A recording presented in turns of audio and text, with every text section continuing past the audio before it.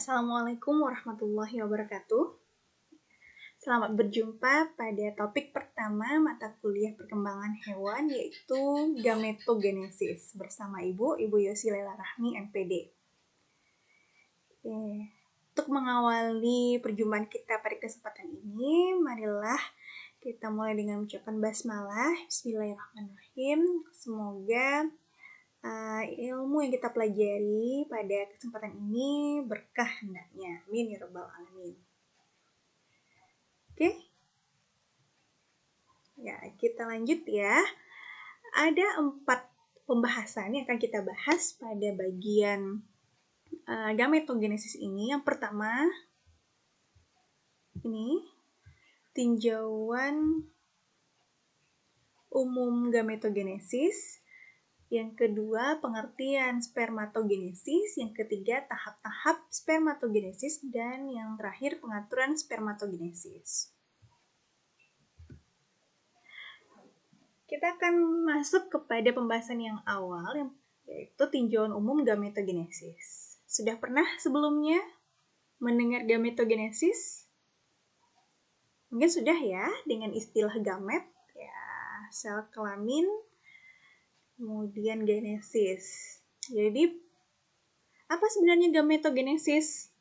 Proses pembentukan gamet, sel kelamin, yang terjadi melalui pembelahan meiosis. Secara garis besar, gametogenesis terbagi atas 2. Yang pertama, spermatogenesis, yaitu pembentukan spermatozoa atau sperma. Dan yang kedua, oogenesis, pembentukan ovum. Untuk pembahasan yang kali ini, kita fokus membahas spermatogenesis. Ya. Oke. Spermatogenesis, yaitu proses pembentukan sperma, terjadi di dalam tubulus seminiferus testis. Terdapat 2 tipe sel penting dalam tubulus ini. Yang pertama, sel benih atau germ cell. Yang kedua, sel Sertoli. Ya, sel Sertoli ini berperan penting dalam memberi makan sel sperma yang sedang berkembang. Kita lanjut. Yang kedua yaitu yang ketiga ya. Tahapan spermatogenesis. Ada 3 tahapan utama atau 3 fase pada spermatogenesis. Yang pertama, spermatositogenesis, yang kedua meiosis, dan yang ketiga spermiogenesis. Sudah tahu beda ketiganya? Oke, kita akan pelajari satu persatu. Yang pertama, spermatositogenesis. Sebelum kita masuk, kita akan melihat terlebih dahulu lokasi proses pembentukan sel sperma, yaitu di tubulus seminiferus. Oke. Tubulus seminiferus, di sini terlihat letak spermatogonia itu berada di bagian basal, lamina, dekat ke lamina basal. Nanti sesuai dengan perkembangannya ketika terjadi spermatositogenesis, kemudian meiosis, kemudian spermiogenesis, berangsur-angsur pergerakannya ke arah lumen dari tubulus seminiferus. Nah, sini ya.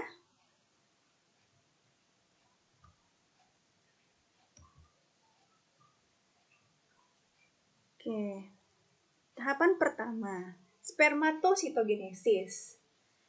Spermatositogenesis merupakan perbanyakan sel spermatogonia secara mitosis atau disebut juga dengan proliferasi mitosis. Ya, jadi tujuannya di sini untuk memperbanyak sel-sel spermatogonia. Oke, pada manusia, sebelum mengalami masa pubertas, sel benih dalam keadaan tidak aktif atau istirahat dan mulai aktif pada masa pubertas dengan memasuki fase yang pertama, yaitu spermatositogenesis, yaitu perbanyakan sel-sel spermatogonia. Selama pembelahan mitosis ini, satu dari sel anak spermatogonia tipe A tidak membelah dan tidak mengalami diferensiasi. Tetapi sel ini tetap sebagai spermatogonia tipe A dan berfungsi sebagai sel cadangan atau istilahnya stem cell. Jadi setiap kali mitosis dihasilkan stem cell.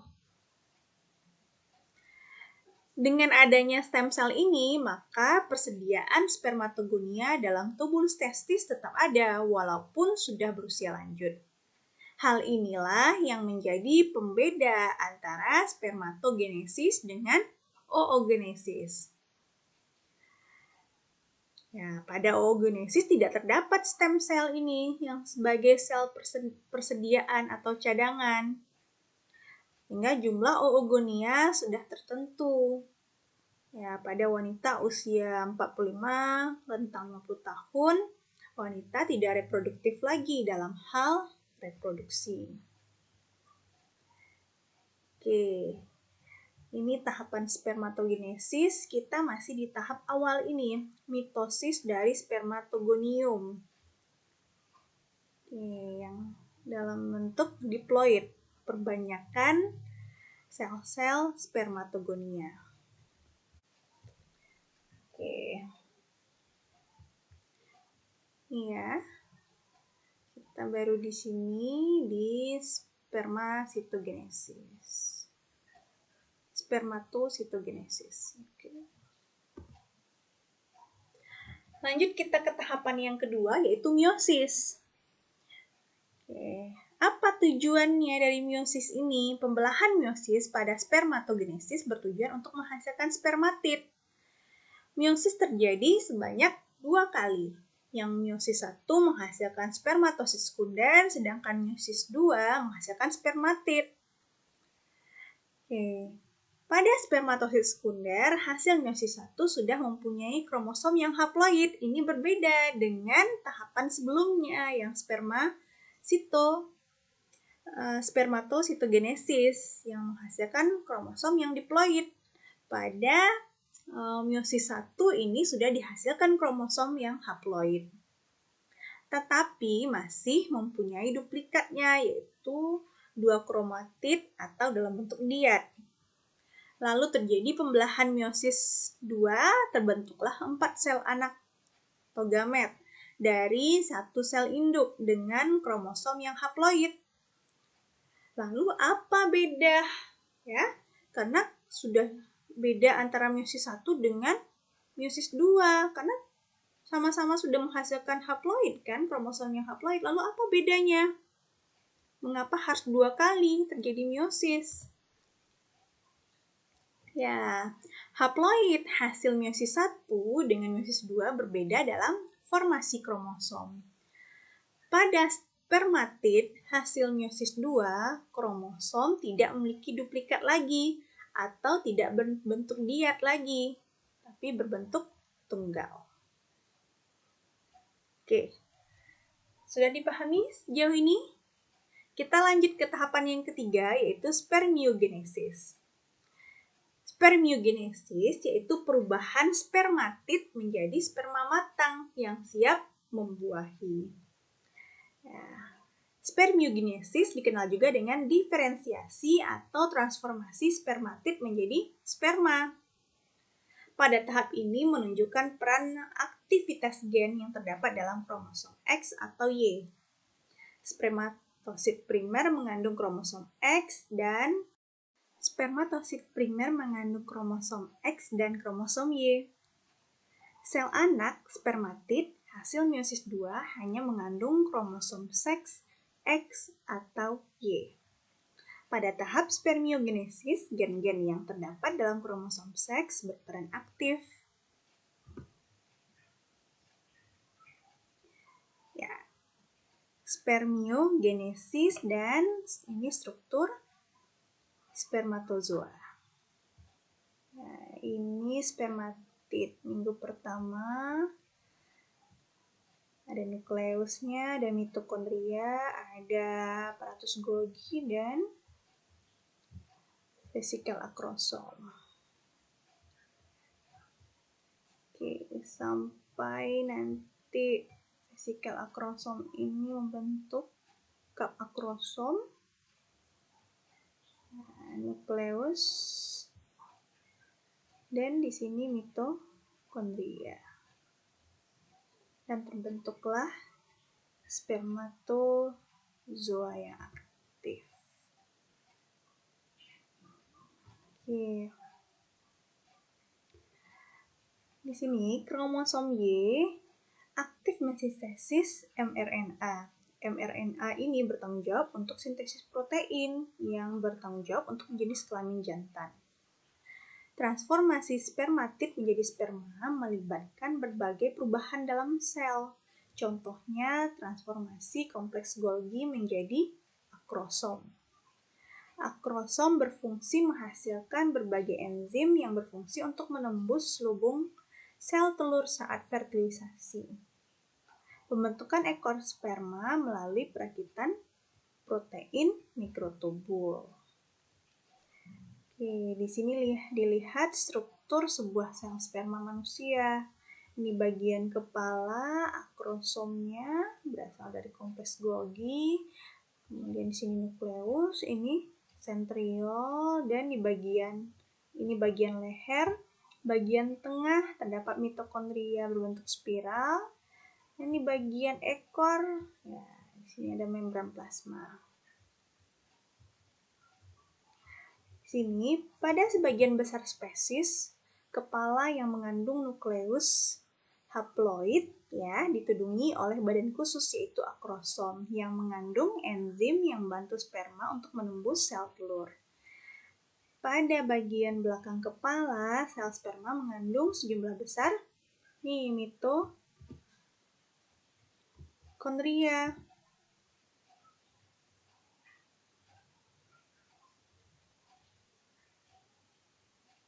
Yang menyediakan ATP untuk pergerakan ekor yang berupa sebuah flagella. Oke, itu tahapannya. Ada 3 tahapan tadi ya. Spermatositogenesis untuk perbanyakan sel-sel spermatogonia, kemudian meiosis menghasilkan spermatid, dan spermiogenesis untuk menghasilkan spermatozoa yang aktif. Lalu apa yang berfungsi di sini? Pengaturannya ada hormon-hormon yang berperan dalam proses spermatogenesis. Yang pertama, testosteron dalam pemeliharaan kelangsungan spermatogenesis. Kemudian ada hormon FSH, follicle stimulating hormone, yang berfungsi untuk merangsang pembentukan sperma secara langsung, serta merangsang sel-sel Sertoli untuk menghasilkan ABP, androgen binding protein, untuk memacu spermatogonium untuk melakukan spermatogenesis. Yang ketiga itu ada hormon LH, luteinizing hormone, yang berfungsi untuk merangsang sel Leydig untuk memperoleh sekresi testosteron, yaitu suatu hormon seks yang penting untuk perkembangan sperma. Ya, kontrol hormonal pada testis bisa dilihat di sini ada kontrol umpan balik negatif. Ya, di sini ada hormonnya FSH, LH. Ini bagian dari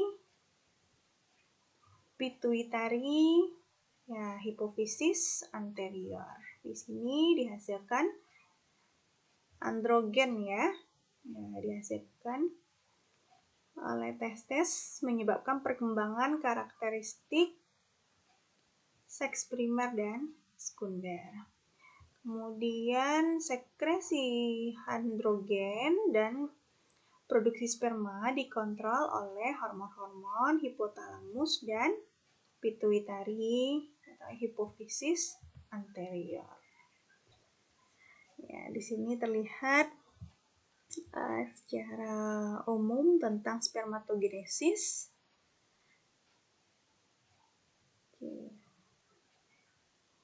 Ini mengkorelasikan tahapan meiosis dalam perkembangan sperma dalam struktur tubulus seminiferus. Ini tubulus seminiferusnya, ini tahapannya. Ya, ketika terjadi proliferasi mitosis, atau perbanyakan sel-sel spermatogonia ini masih di dekat lamina basal. Kemudian terjadi ketika terjadi meiosis 1 bergerak lagi ya menuju daerah lumen menghasilkan spermatosit primer. Lalu terjadi meiosis 2 menghasilkan